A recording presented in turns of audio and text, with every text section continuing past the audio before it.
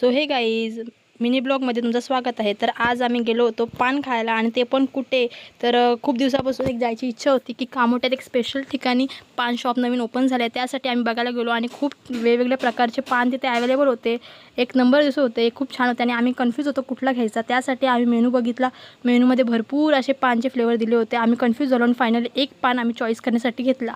त्यानंतर श्रीशाने चॉईस करायला सुरुवात केलेली होती आणि पान असं होतं का तो तुटतच नव्हता. ते का तुटत नव्हतं ते तुम्हाला सांगते. ते आता तुम्हीच बघा तो पान का तुटत नव्हता. पान तुटत नव्हता कारण हा आहे. तर सुरुवात केली आम्ही पान खायला आणि पानची टेस्ट घेतली. खरंच पान खूप छान होता, वरून चॉकलेट आणि आतमध्ये पान.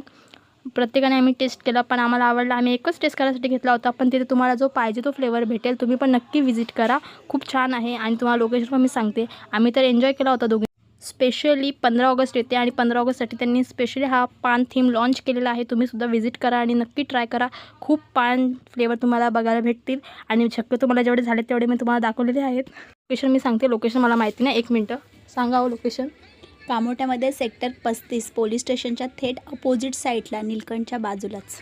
तर तुम्ही नक्की व्हिजिट करा. हा आहे लोकेशन. आम्हीसुद्धा एन्जॉय केला, तुम्ही पण व्हिजिट करा. त्यानंतर आम्ही दोघीजणी मस्त असा पावसाचा आनंद घेत श्रीशाला सोडायला निघालो होतो तुझ्या कराटे क्लासला. ती खूप एक्सायटेड होती जाण्यासाठी आणि ती आमच्या पुढेच निघाली कराटे क्लास.